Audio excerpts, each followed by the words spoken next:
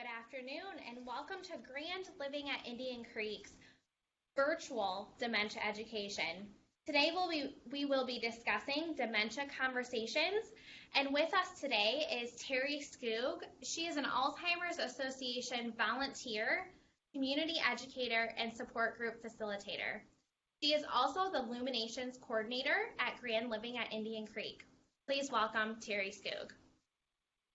Hello, good afternoon, everyone, and happy May Day. We are hoping that you are finding some wonderful time outside today and finding some blooms and flowers. I want to welcome you to this education program. This presentation and education program is really designed for anyone who might be either an immediate caregiver, a long-distance caregiver, and so for someone who is maybe seeing some changes in a person that they suspect may have some signs and symptoms of dementia, and so we want to welcome you today. But this is for those of you who may have come to some of my education programs in the past and some of the support groups, you know that there are several of these education programs that I'm very fond of. This one is actually one of the more difficult presentations for the community members because it is really about getting down and having those conversations that we need to have with those that we care for. It usually garners a lot of discussion and a lot of interaction, and so we know today is not an opportunity where you can reach out and raise your hands. But we do want to let you know that the Alzheimer's Association staff is still up and running and accessible to you at any time if you have any questions. And at the end of this presentation, we'll have some numbers and contact information for you. So we do encourage you that if there's anything you hear today that garners any questions, please go ahead and reach out. Today, we're going to go ahead and talk about the changing needs of the people are often signals that it's time to talk. We have heard from many people who tell us that some of the most difficult conversations they had with their parent or their family members were about going to the doctor to really get that assessment and diagnosis. The big one is deciding when it's necessary to stop driving. And then, of course, a lot of those legal and financial plans. The legal and financial plans also includes really the topic of where you are going to find that care to be found as you progress through any diagnosis you might have. Today's program, we're going to share some tips when we're done with the program today. What we hope that you will be able to take home is to share some tips for breaking the ice and having those difficult conversations around some of the most common issues that arise. We hope that you find help, that you plan ahead and build a care team that works and communicates well to reduce some of the stress. That care team is no more important than during these times now when many family members are isolated at home. Finding those care teams are going to be really important. Also, we hope that this gives you the opportunity to hear from people who are dealing with similar issues. We have a few videos you're going to be able to observe, and then really connect you with the helpful resources to enhance quality of life for everyone involved. You may not think of yourself as a caregiver, but you may be noticing some changes or signs in the person you care about that are causing you concern. I know that when I was living very close with my mom, we were very close, and I never considered myself a caregiver. I just considered myself as, her daughter and someone who was trying to help her out. But now that I look back at the time I spent with my mom, I really noticed I was part of her care plan and providing that care. Often we find ourselves avoiding or talking to ourselves out of difficult conversations around these issues. Sometimes our family members say they don't need our help. Sometimes we assume that the other family members who live closer are the ones taking care of these things. And the biggest thing is that we may fear that we might take away the person's sense of independence. And that's really the biggest issue that comes up any support group or conversations I have with families is, I just don't want to take this away from mom. or dad. So today we're going to have some of those talks.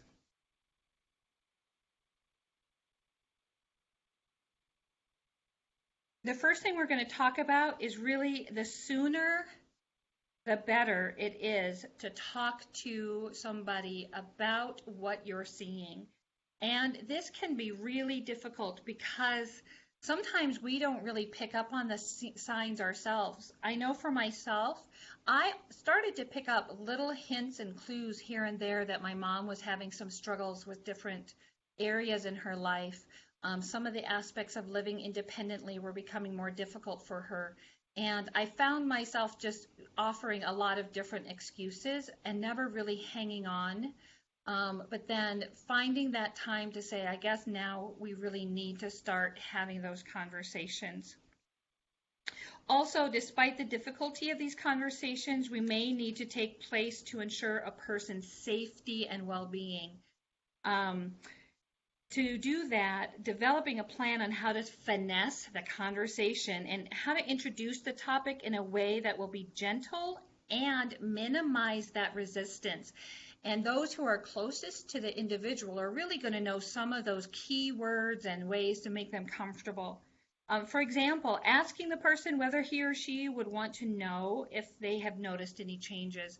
That's kind of the big thing, is starting to lay the groundwork as to whether they are open to that conversation. Start to plant little seeds. That's something to think about here now on May Day, planting those seeds and see if they bloom into any kind of valuable conversation later on. So if he or she would say no, that he would not want to know, then focus on the fears that accompany those changes and how important it is to really talk to that person. The actual conversation about the changes you have noticed may need to take place in a separate conversation. The next thing to think about is to take notes about the changes you see. These days, it's really easy to do that. Most of us have some sort of a smart gadget, whether it be an iPhone or a telephone, a mobile phone, an iPad. So there are actually apps and things that you can go out and find to help you track some of the changes that you're seeing, but even just using a note taker. When you observe and notes the examples of the behaviors and concerns, you can see something that is concerning you, and then you can talk about what you've noticed. And then having that information in front of you helps it make it more smooth of a conversation. Being prepared to talk about your own feelings is sometimes a real difficult thing. When we use the I statements, it really avoids any sense of blame or accusations or criticisms. And then, of course, being gentle in your conversation and keeping the person's feelings in mind. You also want to make sure they don't feel ganged up on. The other idea is to practice in advance. And this is something that may seem kind of silly to you, but the more that you actually just practice saying the words, it's helpful to kind of feel more comfortable with what you think you're going to say, making sure you get the main points in there. Also, sometimes recording yourself so you can hear how your tone sounds. Are you sounding scared yourself? Are you sounding compassionate? So really listening to some of your own voices and hearing what that sounds like. And then finally, initiating the conversation at a place and a time when the person is relaxed, well-rested, and comfortable. That is really a key point. I know I decided to have one of my conversations after taking my mom for a drive through the countryside and back through some of our old farmland, and after a trip to one of our favorite Dairy Queens. It was something that we were able to just sit and talk in some nice weather. When someone in your life exhibits changes in thinking or behavior, it's important to be aware that these could be signs of Alzheimer's or another type of dementia, and that there are changes that are typical of aging, such as taking a longer time to remember names or needing a reminder about how to use the remote control. Maybe they're having some difficulties. But you may start to notice issues that go beyond the typical aging, like that individual is getting lost in familiar places, withdrawing at social functions. Maybe they've been asking the same questions over and over again. People starting with signs of dementia typically first recognize those signs that have to do with forgetting how they do things that they used to do easier. If you think about some of the education we've done in the past, we take a look at some of those stages of dementia, and the conversations can go more smoothly when you recognize that some of those things they do easily is becoming more of a challenge. A lot of times the person may be reluctant, but definitely there's a lot of fear or sometimes even anger when we try to get them to find that help. So because of the effects of the disease itself can be scary. It can also reflect on their cultural traditions, beliefs, or stigma about the disease, and this is something to keep in mind, especially if there's a large generational trend. We're finding younger and younger caregivers being exposed to the needs and the stress of being a caregiver to maybe a grandparent or a great-grandparent. So that generational change can certainly have a cultural effect on how we communicate that. It can also feel super awkward to approach someone about changes that you've noticed, but a lot of times they've not noticed those changes. We're going to listen to the first video here. Donna has some interesting concepts about how she started and to talk about the importance of getting your loved one to the doctor. I think you have to be honest. I think that's the important thing with it. To get a loved one to the doctor, I think you just need to be candid and honest of what are you trying to do. We're trying to understand what we're up against. It's just so important to do that, because you can't battle something that you don't know what you're battling. Again, it may not have been Alzheimer's. It could have been depression. It could have been so many other things. And guess what? There's other things you can do to take care of those issues as well. But that's what you need to be able to do. You can't ignore something. It's not going to go away. I think Donna has a really good point, that there's a lot of reasons to have somebody go to the doctor, and it may not have to do with their cognitive functioning. Being able to get to the point where someone feels trusted with you and yourself and them going to the doctor and saying, hey, I'm really not feeling well. I was fortunate, and I actually used, and I don't say fortunate, but I actually was able to use one of my mom's major diagnoses of diabetes as a way to get her into the doctor to talk about some of the other changes. It was easier for us to blame the diabetes than it was for us to blame maybe her cognitive functioning. And so if there are times that you can have that conversation with families and then think about that. Being honest with the person with the symptoms about the fact that this medical determination needs to be made in order to make sure their care is the best. Some suggestions on how to do that: going to the doctor, using the words that are most comfortable for that person. And again, those who are closest and know the individual best will know what those words are. Because suggesting a doctor's visit can be a little scary at times. Be aware that the person may be sensitive to particular words like Alzheimer's, dementia. So for example, you can say, let's talk with the doctor about the fact that you've been having more trouble doing some things that you used to do. Using some of those simple sentences and not addressing necessarily the cognitive changes. Another reason or another way to do that communication is really taking advantage of Medicare's free annual wellness visit. This is something that a lot of our seniors have. Every year there's a really good wellness visit that takes a look at every aspect of the individual's care. And a part of this includes the cognitive tests that can help an individual. Sometimes knowing that this is what is expected from the doctor, it takes the pressure off of that individual. It's invoking that outside authority that can help kind of promote that visit. Another way to encourage it is to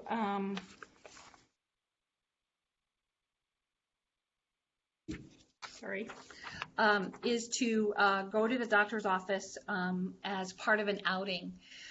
This is one of the things where you just kind of make it part of a regular day, and then you just happen to end up at the doctor's office. Another one is to invite, and this one takes a little extra planning, but to invite family members to communicate concerns first with the doctor. I was fortunate enough that very early, I was very young and my parents were still very independent and working, and we had a long conversation about their power of attorney for healthcare. And so at a very early stage in being a caregiver for my mom, we made sure that all of her doctors had a copy of that power of attorney, identifying me as a person that we could have communication with.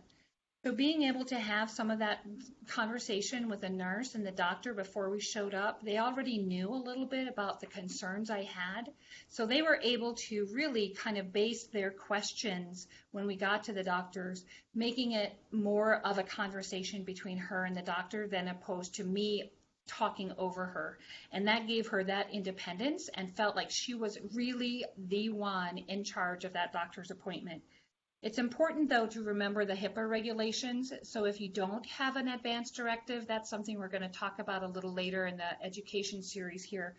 But even just getting a signed consent that your loved one is comfortable with you visiting with the doctor. Finally, if they're really reluctant, some of you might have been a part of a previous education where we talk about therapeutic fibbing or validation therapy. This is something that can be really difficult for families to use, but is a really good key if somebody is farther along in their disease process and in the confusion, is it's really helping them feel a sense of control by being a part of the conversation.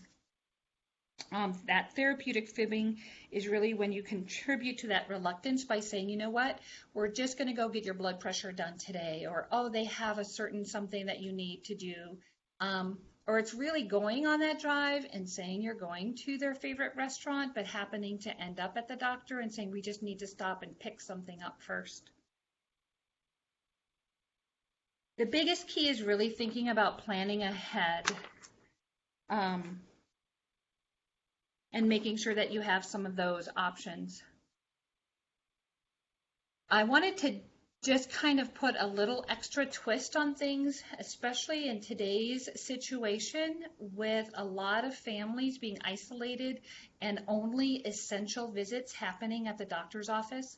One of the things you might want to recognize is that a lot of doctors are doing wonderful telehealth visits. So sometimes all of this issues about trying to get somebody to the doctor right now could be alleviated because that doctor is able to come right into your own living room, kitchen table, and even at your back deck on a beautiful day. Talk about being in a relaxed, comfortable situation. Being able to pull your doctor up on a telehealth and have those conversations with them right now is really a wonderful opportunity for families to try that. I know that's happening in a lot of communities and a lot of families right now. So reach out to your doctors and your care team and find out if they have that telehealth Zoom or virtual ability to do that connections.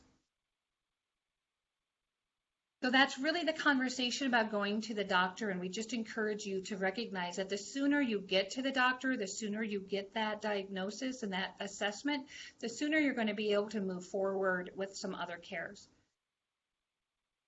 Now, one of the biggest things that I hear from families across the board, no matter what culture, no matter who they are and where they are and what's going on, and it happened in my family, the number one most difficult conversation to have is when do you take those keys away? When do you navigate that situation where it's not safe to drive anymore?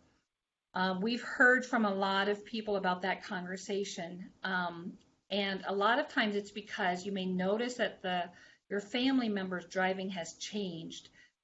Maybe they've had a few accidents or tickets. I know in our case, I started to notice really little signs that I didn't pick up on right away, but my mom's doors were dinged up so terribly, and I thought people were maybe it was coming from like a parking lot where doors were dinging in.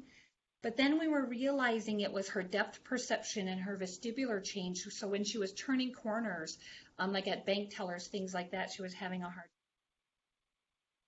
and then another thing I noticed is her battery kept going dead because she kept leaving the dome lights on and forgetting that she would have the door open or the trunk open or the dome light on. So even some of those little things we started to notice that it was time for us to have that conversation. The next video is going to be Chris, and he's going to tell us a little bit about how this conversation happened for his family. There's no exact answer on this is when you stop driving.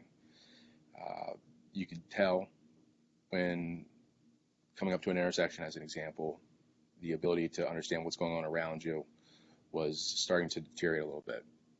Being on the highway with cars on both sides becomes a little bit more difficult. And first and foremost, the safety of everybody in the car as well as other drivers on the road. You think about that and you want to make sure you're not putting anybody in danger. But then the difficult part is telling your dad, who you love, and you know he loves driving, and he's used to it, that he can no longer do that. But then even then, taking the keys away full time was very difficult. The doctor was very helpful in just saying, medically, you can't do this anymore. But my mother had the hardest time with this because she knew how much this was going to hurt him as well. And this is one of the first things that we had to deal with as a family when it came to telling my dad that he had to stop doing something because of this disease. That meant a lot to him. Those are some of the difficult ones. I am noticing that there's a little bit of a comment real quick. The beauty of technology is somebody had said that sometimes having those communications with the doctors can be difficult too. And you're absolutely right. Every single one of these difficult conversations come in layers and layers of support and education. So whether it's getting to the doctor and having a conversation with that doctor, or then having conversations with other family members, having a conversation with the person who's experiencing signs and symptoms is really just one piece of that puzzle. But reaching out to doctors in advance and reaching out to other individuals in advance can really help have that education. The other thing is having your doctor reach out to the Alzheimer's Association as well and say, hey, I'm going to have this family coming into my office next week and they want me to have some tough conversations. Can you help me navigate this and what are some good things? So the Alzheimer's Association hotline and that support isn't just there for families and caregivers, they're there for everyone in the community who's working with their family. And so as Chris mentioned too, some of that conversation is how do you have that talk? And it really is being concerned and taking away those car keys is the first and foremost and the most difficult sign of independence. There's nothing better on a day like today than getting in the car, rolling down the windows, cranking up your favorite song, driving down the road with a breeze in your hair or your scarf or having your dog joining you. And those are things that are really difficult for families who can't do that anymore. So really being able to understand that pain and that difficulty.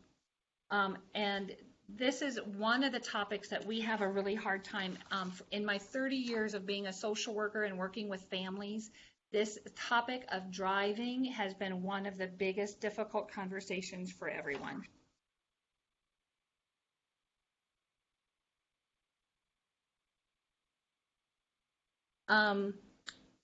One of the things to think about is really planning ahead before even accidents occur. I cannot stress it enough of how important it is to really think through the what ifs, those worst case scenarios, and the how do we handle it if there are accidents. Before any of those changes are seen, talk about the fact that the person may need to stop driving at some point. Many families might find it helpful to have that open discussion and develop an agreement about how the person would like to be recognized that it's time to stop driving, such as noticing more mistakes on the road or a new scrapes on the car. The person may not remember the conversation, so it's helpful to write those notes down. Some people suggest having a driving contract. I didn't necessarily have a driving contract with my mom, but when I noticed that her driving was a little questionable, we had a contract with her about what she could and could not do when she was alone with my daughters. They were really, really attached to my mom, and they just loved spending time alone with her. And so the driving very quickly became one of the first things I told her that, when my girls are with you, I'm afraid you can't take them for the drive. You can't run down to, the ice cream shop. Find another way. And so that was something where she really started to recognize there were changes. Another thing is expressing your concern about the specific changes that you're noticing. And this can be really difficult because, you're not sure how to approach that. So letting the person know that you care and support them, and reinforce that there are reasons for your concerns. And then really maybe putting it that in the way that how you're noticing things. So for example, like last week you did something really different, and here's what happened that concerned me. The issue is they may not remember that they did that, but again, I brought up to my mom, I said, Mom, it seems like every 3 days we have to jump your car and your battery. Maybe the battery is dead, but what do you think is happening? How come this battery is dying, and what's happening? Another thing is to appeal to the person's sense of responsibility. And this is really, I hate to say it's that guilt factor, but it really is part of that to say the aspect of driving is that it's not just the individual safety that's in the car. It's a safety of everybody out in the community, other drivers, people who are walking, and that can be really scary. So really appealing to that responsibility. We're going to listen to Sheila. Sheila had an experience with that aspect as well. So let's hear what Sheila has to say. Some tips on having the conversation is pointing out, especially for my father, the potential danger to others that it may cause if he's behind the wheel. And just talking about it from the standpoint that this is not only the best thing for you, but this is also the best thing for others around you. And these are some of the alternatives, making sure that this is what's going to happen, having a plan. If Mom can't take you, then Uncle Thomas or will be here to take you, and we will make sure that you're getting out of the house and that you're doing some things. So presenting the bad news, but then also presenting the plan. And for my father, that's really, really important to have a plan. Having a plan is important for a lot of families, and that's something to keep in mind. Offering alternative plans for transportation. This can be a real difficult aspect to talk about too, because they don't want anybody else driving them around, because then that means they have to wait, they have to make phone calls, they have to schedule it. And so finding those alternative plans can be a little frustrating for someone. But depending on where you live, this can also be a struggle. If you live in more of a larger metropolitan area where there are different options, that certainly can be an opportunity. But this is a time to recruit friends and neighbors and individuals who can help you out. If you are especially a long-distance caregiver, this might be the first time you're reaching out to those outside of your immediate home and immediate family to ask for help. The other thing is to incorporate the voice of a professional. And this is, again, another time where you can kind of call in somebody else. It's making that, having that conversation with your physician again, or even somebody, sometimes it's even that person down at the driver's license, recognizing that this is something that you're concerned about. Writing a letter or prescription that states that the person must not drive, sometimes having a permanent piece of paper with an actual doctor's signature in that wallet to remind them, see, you have an order. The doctor says that it isn't something you can do. But definitely using that empathy in your conversation. I think this really helps minimize those the stress in the conversations. Thinking about recognizing how the person is going to have an incredible sense of loss, and consider talking about this from the standpoint of retiring from driving rather than giving something up. So really finding some of those words. I think we have another video from Wendy, who has some really good thoughts on this subject as well. Talking to somebody about stopping driving, I think it's most important to understand that that is tied to someone's independence more than most things. And so by saying you can't do this anymore is like telling the person, it's like ripping away their independence. And that doesn't feel good for anybody. I know that I've always tried to put myself in that situation. What would I think if someone was saying this to me? You don't get to do this anymore. And how would I feel? And how would I want somebody to talk to me about this? And so if you try to I think sometimes too many people try to approach it as, very punitive. And I'm doing what's right for you. So why don't you understand, without really turning the tables and putting themselves in that position, understanding, how helpless that feels to take those things away. It's important to be thoughtful about what that experience is like for the individual. So as you can tell, this is really a situation that a lot of individuals talk about. This particular topic in this education has 3 different videos to address it, and some really good suggestions and ideas on how to move forward. The driving, like I said, is really tied to a person's independence, more so than anything. It's interesting because I have a 103-year-old grandmother on my husband's side that has never driven in her life, but there's still the concept of what it's like to be independent. She wasn't driving, but she still depended on a lot of cars and vehicles. And so even at her age, when she started to get older, she recognized that there were different things in her life that prevented her from being able to just get out and get going. It's important to respect the person's sense of independence, and while helping them understand that we're concerned that these issues are discussed and addressed together. So those are just some of the typicals about, when do you stop having that conversation with them? So the next topic we're going to talk about, and I'm just going to take a quick look, that there is a comment as well that says there are legal issues to deal with too with the driving, and that's really the biggest thing to think. That's a big thing to think about as well, is thinking about are there situations in your loved one's life that could make it a legal situation.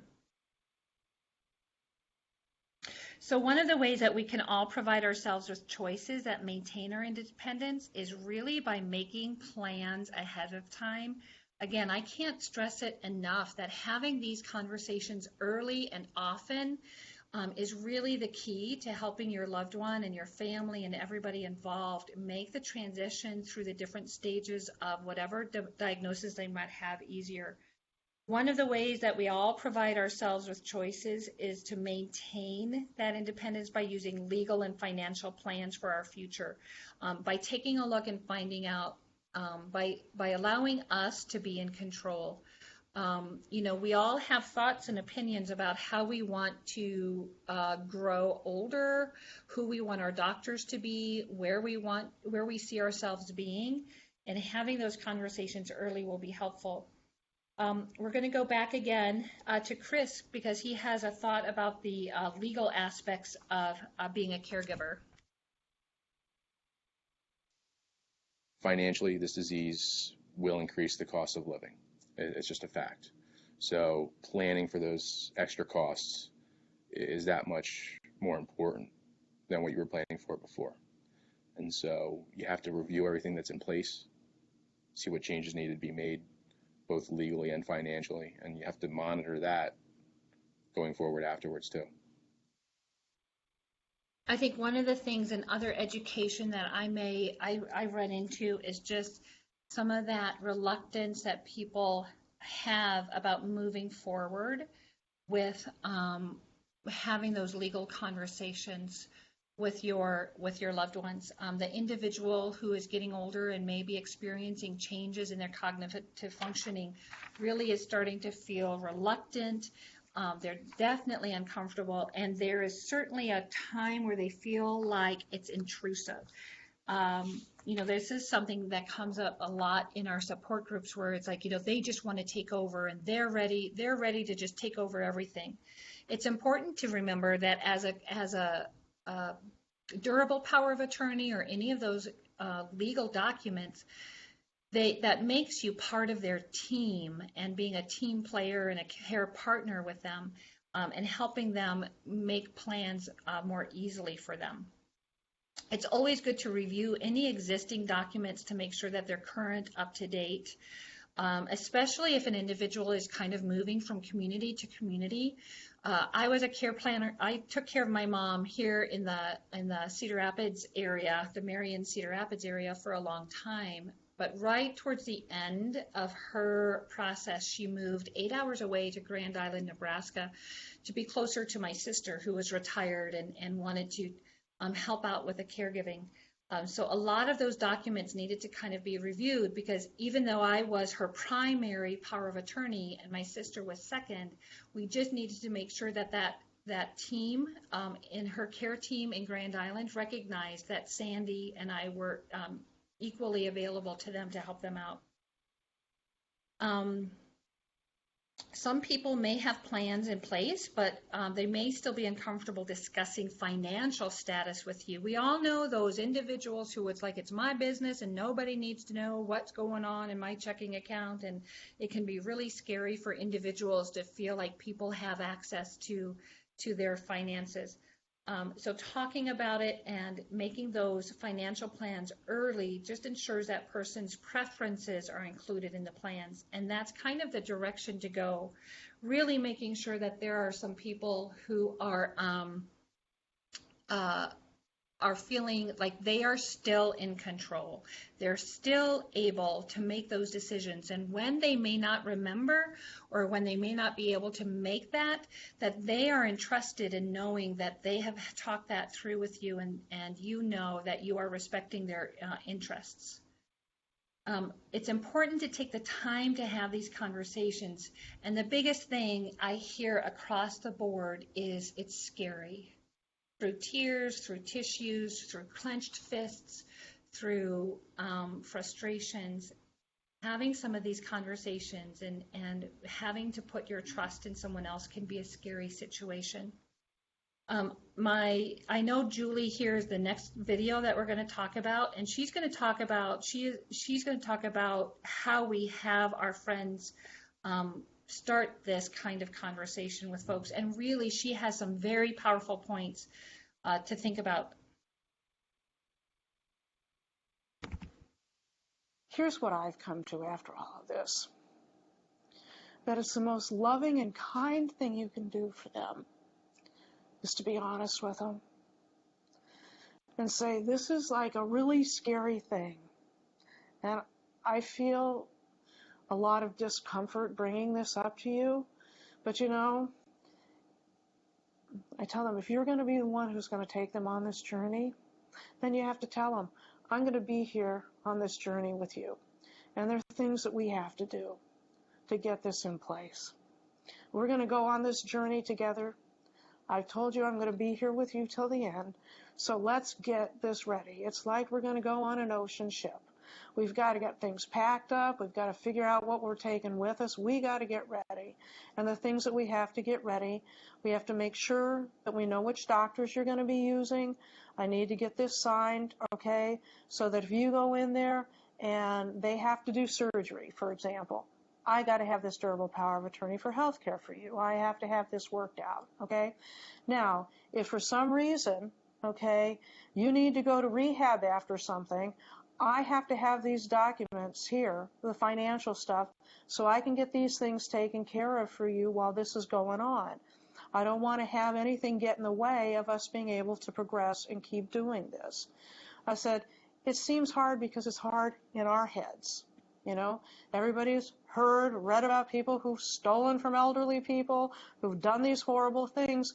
But if you're the person who's approaching this with loving kindness and compassion, and you're willing to take this person on this journey, you're not doing a bad thing. You're doing the right thing by talking to them about it. And you approach it from the standpoint of, I'm here for you. I'm doing this for you. We're going to do this together, and I'm going to help you through this. And these are the tools that I need to make sure that we can do this.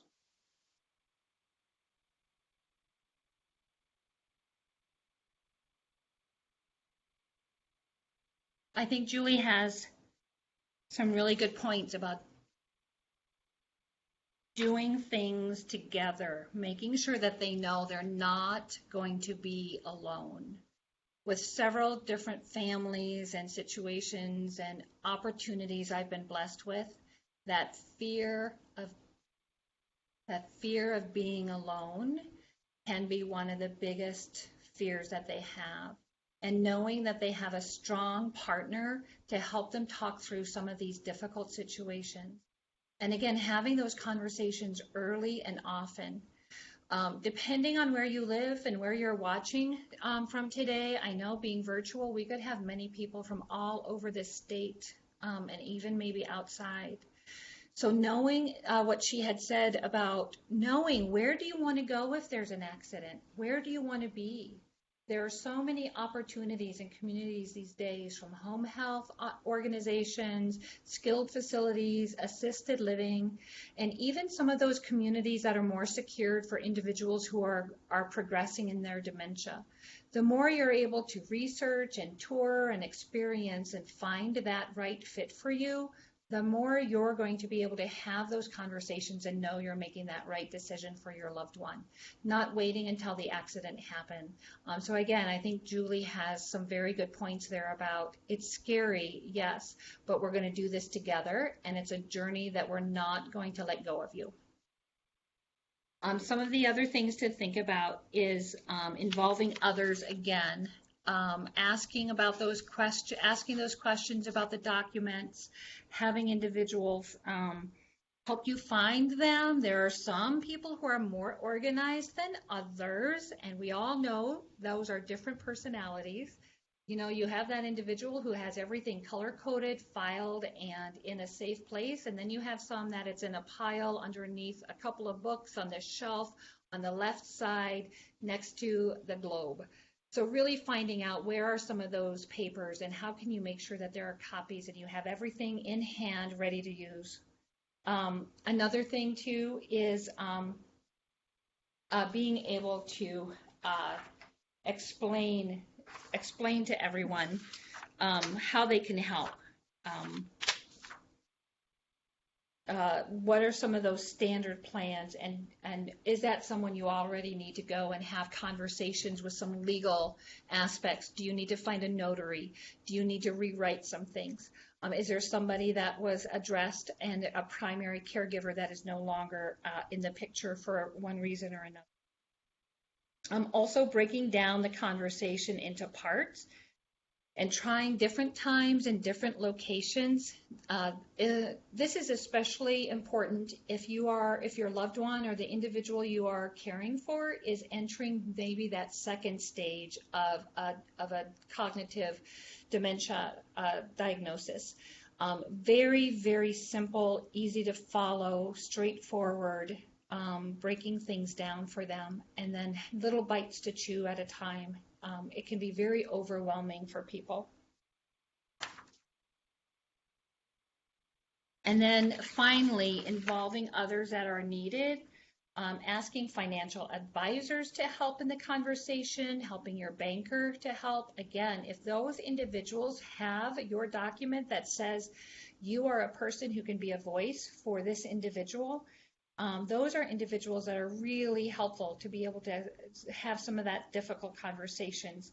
So, for example, being able to know, can they afford, what can they afford in a long-term care or an assisted living or a home care or maybe a memory care situation.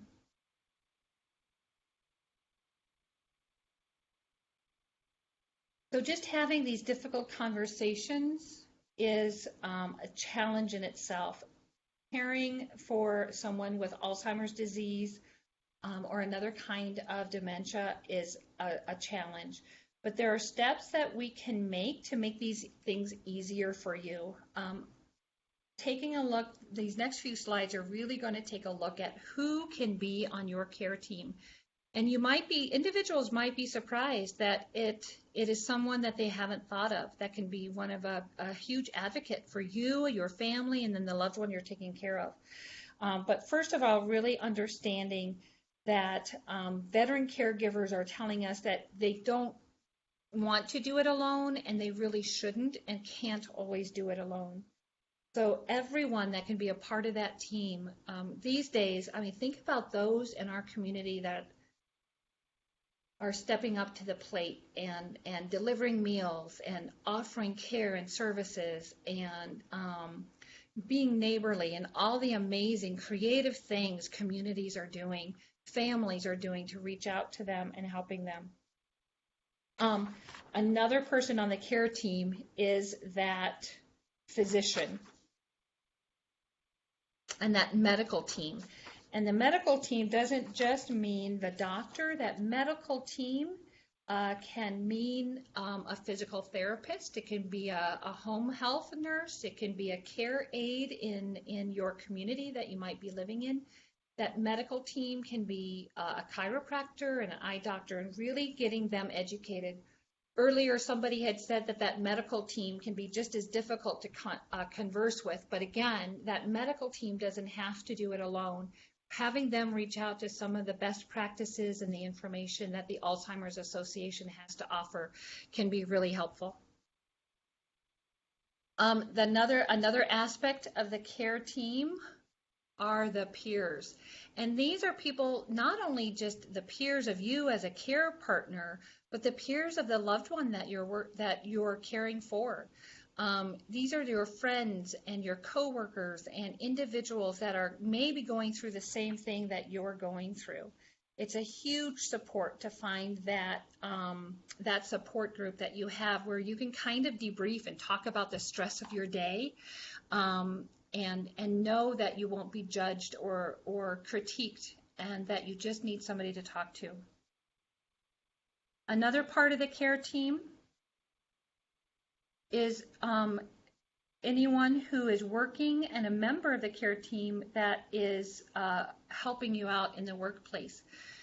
Depending on the size of an organization, there are lots of employee assistance programs and opportunities and caregiving benefits that families can look at the pool of resources and make decisions on how to proceed. And then, of course, the community resources that are available. That is another huge part that sometimes is one of the last things families tend to reach out to. They might tend to reach out to that community resource just when they're at their end of their rope and they're just exhausted or they're not sure where to go. But to remember that those community resources are available at all stages and are confidential, and especially the Alzheimer's Association.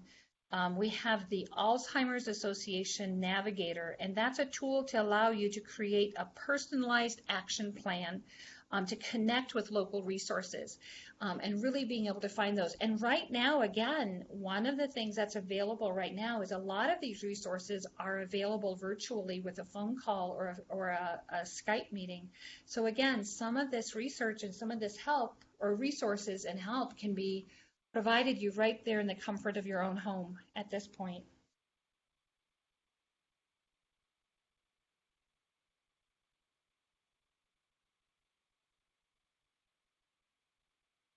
We want you to remember that no one can provide all of this care alone. There are a lot of you out there right now, I bet, that are trying to kind of be that person that's trying to hold everything together. But the sooner you reach out to those that can help you, the healthier and better everyone's going to be. Helping the person you're concerned about, beginning with that talking and having these difficult conversations. On the slide being provided, I think here next, I don't know, will be the phone number. It's a 24/7 hotline. I think it's a few slides ahead. I think I'm ahead of myself a little bit.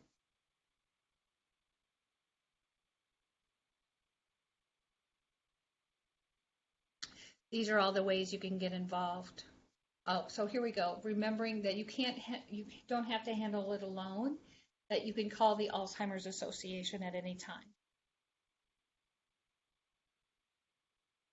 So that hotline number, take a picture of it, put it in your pocket, put it by the phone, 24 hours, 7 days a week. I know a lot of people think that, are you kidding me? Really? I'm not going to call at 3 o'clock in the morning. But I tell you what, if that's when you're stressed out, or if that's the time that you actually have a quiet time, really that helpline is available 24 hours. But the Alzheimer's Association, the regional areas also have individuals that you can reach out to offer that one-on-one. I want to thank you today for joining us virtually for this education. Again, I appreciate some of the comments that you've jumped up on there on the Facebook page. I love some of that technology. If you haven't had any of your questions answered or you have other comments, please don't hesitate to reach out to the Alzheimer's Association. I want to thank Megan on the other side of this PowerPoint. She was the one who graciously and very patiently assisted me with moving forward with this and assisted with any technical difficulties we may have had. Again, I want to encourage you to know the Alzheimer's Association for Alzheimer's and all other dementias is up and running and functioning, and we are available to help you with any questions you have. Don't be strangers. Reach out to your friends, reach out to your neighbors, and go outside and enjoy the beautiful day. Thank you again. Taylor, is there anything you want to share? Our last session will be in June. It's the first Friday of the month at 12:30. Trying to pull up the date here. And that will be June 5th at 12:30. So we will see you back on Dementia Live on Facebook on June 5th. Thank you and have a wonderful weekend.